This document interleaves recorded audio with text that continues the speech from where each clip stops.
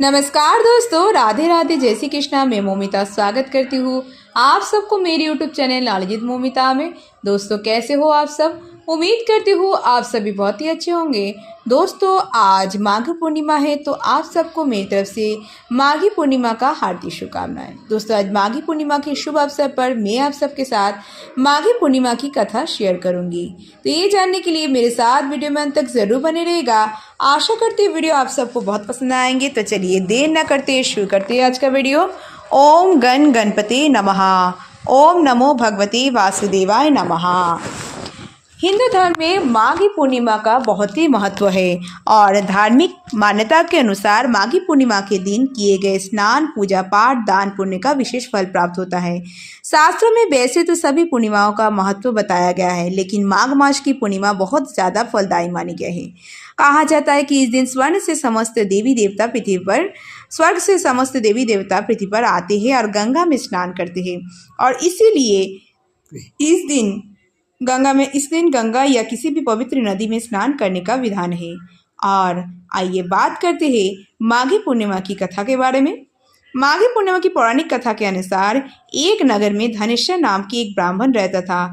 उसकी पत्नी का नाम रूपवती था, जो कि बहुत ही पतिव्रता और सर्वगुण संपन्ना थी, लेकिन उन्हें कोई संतान नहीं थी। इसलिए वे दोनों बहुत चिंतित रहते थे। एक बार उस नगर में एक महात्मा आया। उन्होंने उस नगर के सभी घरों से दान लिया, लेकिन धनेश्वर की पत्नी जब भी उन्हें दान देने जाती तो वे उसे लेने से मना कर देते थे।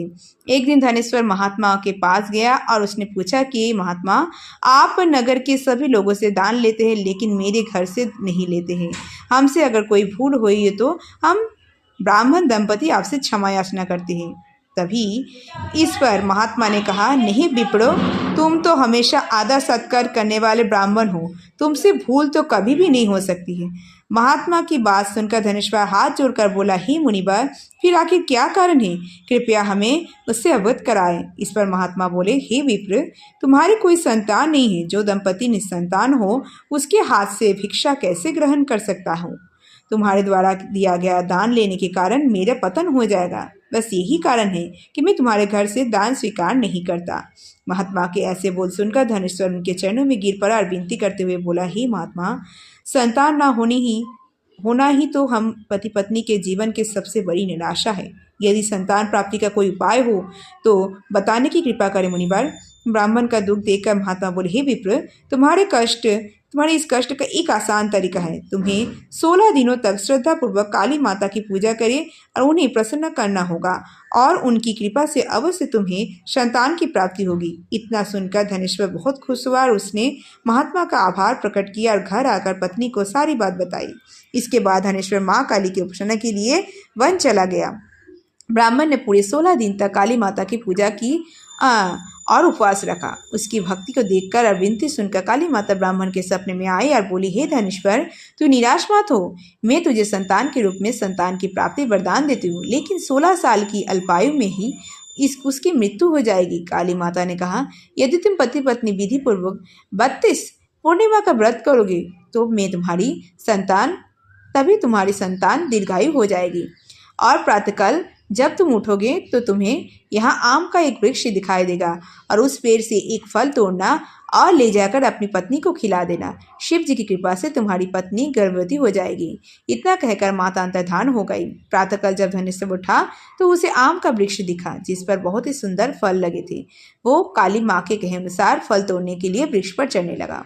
उसने कई बार प्रयास किया, लेकिन फिर भी फल तोड़ने में असफल रहा।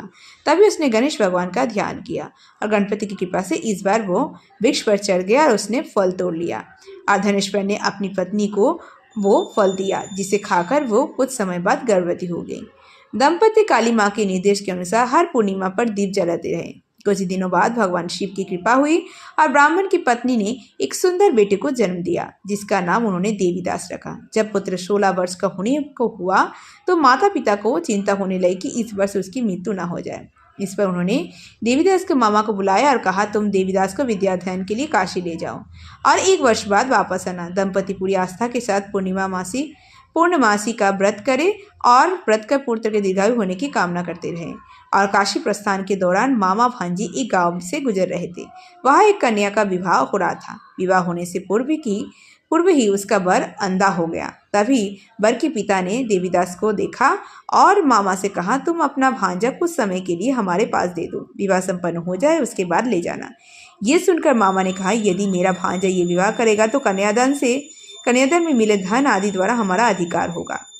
और वर के पिता ने मामा की बात स्वीकार कर ली और देवीदास के साथ कन्या का विवाह संपन्न करा दिया। इसके बाद देवीदास पत्नी के साथ भोजन करने बैठा, लेकिन उसने उस थाल को हाथ नहीं लगाया। और ये देखकर पत्नी बोली, स्वामी आप भोजन क्यों नहीं कर रहे हैं? आपके चेहरे पर ये उदासी कैसे? तब देवीदास ने सारी बात बताई। ये सुनकर कन्या बोली, स्वामी मैंने अग्नि को साक्षी मानकर आपके साथ फेरे लिए हैं। अब मैं आपको अलावा किसी और को पति अपना पति स्वीकार नहीं करूँगी। पत्नी का बात सुनकर देवीदास ने कहा, ऐसा मत कहो, मैं अल्पायु हूँ, कुछ दिनों में ही 16 वर्ष की आयु होते ही मेरी मृत्यु हो जाएगी। इस पर उसकी पत्नी ने कहा कि स्वामी जो भी मेरे भाग्य में लिखा होगा मैं उसे स्वीकार करूँगी। और देवीदास ने उसे समझाने की बहुत कोशिश करी, लेकिन जब वो नहीं मानी तो देवीदास ने उसे एक अंगूठी दी और कहा, मैं काशी जा रहा हूँ, लेकिन तुम मेरा हाल जानने के लिए एक पुष्प वाटिका तैयार करो और उसमें भांति भांति के पुष्प लगाओ और उन्हें जल से सींचती रहो। यदि वाटिका हरी भरी रहे, पुष्प खिले रहे तो समझना कि मैं जीवित हूँ, और जब ये वाटिका सूख जाए तो मान लेना कि मेरी मृत्यु हो चुकी है। इतना कहकर देवीदास काशी चला गया। अगले दिन सुबह जब कन्या ने दूसरे वर को देखा तो बोली, ये मेरा पति नहीं है, मेरा पति काशी पढ़ने गया है। यदि इसके साथ मेरा विवाह हुआ है तो बताए कि रात्रि में मेरे और इसके बीच क्या बातें हुई थी और उसने मुझे क्या दिया था। ये सुनकर वर बोला, मुझे कुछ नहीं पता। और पिता पुत्र वहाँ से वापस चले गए। और उधर एक दिन प्रातःकाल एक सर्प देवीदास को डसने के लिए आया, लेकिन उसके माता पिता द्वारा किए जाने वाले पुण्य व्रत के प्रभाव के कारण वो उसे डस नहीं पाया। इसके बाद काल स्वयं वहाँ आए और उसके शरीर से प्राण निकलने लगे और देवीदास बेहोश होकर गिर पड़ा। तभी वहाँ माता पार्वती और शिव जी आए। देवीदास को बेहोश देखकर देवी पार्वती बोली, हे स्वामी, देवीदास की माता ने 32 पूर्णिमा का व्रत रखा था, उसके फलस्वरूप कृपया आप इसे जीवन दान दे। माता पार्वती की बातें सुनकर भगवान शिव ने देवीदास को पुनः जीवित कर दिया। इधर देवीदास की पत्नी ने देखा कि पुष्प वाटिका में एक भी पुष्प नहीं रहा। वो जान गई कि उसके पति की मृत्यु हो चुकी है और रोने लगी। तभी उसने देखा कि वाटिका फिर से हरी भरी हो गई और ये देखकर वह बहुत प्रसन्न हुई। उसे पता चल गया कि देवीदास को प्राणदान मिल चुका है। जैसे ही देवीदास 16 वर्ष का हुआ, मामा भांजे काशी से वापस चल पड़े और रास्ते में जब वो कन्या के घर गए तो उसने देवीदास को पहचान लिया और प्रसन्न हुई। धनेश्वर और उसकी पत्नी भी पुत्र को जीवित पाकर हर्ष से भर गए और सभी खुशी खुशी रहने लगे। राधे राधे। जय श्री कृष्णा। जय श्री हरि विष्णु। जय माता लक्ष्मी। जय गणपति बाप्पा। दोस्तों, आज माघी पूर्णिमा की कथा यहीं पर समाप्त हुआ। दोस्तों, कैसी लगी आप सबको आज की ये वीडियो मुझे कमेंट करके ज़रूर बताएगा। वीडियो अगर अच्छी लगी हो तो वीडियो को ज़्यादा लाइक और शेयर जरूर कीजिएगा। ऐसे और वीडियोस पाने के लिए मेरे चैनल नॉलेज विद मोमिता को जरूर सब्सक्राइब कीजिएगा और सब्सक्राइब के बगल में बेल आइकन दबाना मत भूलिएगा ताकि नए नए वीडियो की नोटिफिकेशन जैसे मिल जाए। कमेंट में जय श्री हरि विष्णु, जय माता लक्ष्मी, जय गणपति बाप्पा लिखना मत भूलिएगा। आप मुझे फेसबुक इंस्टाग्राम फॉलो कर सकते हैं। मेरी Facebook Instagram link description box में दिया गया है, आप चाहे तो चेक कर सकते हैं। आज के लिए इतना ही। मैं मिलूंगी नेक्स्ट वीडियो में, तब तक के लिए tata bye. Thanks for watching. Radhe Radhe. जय श्री कृष्णा।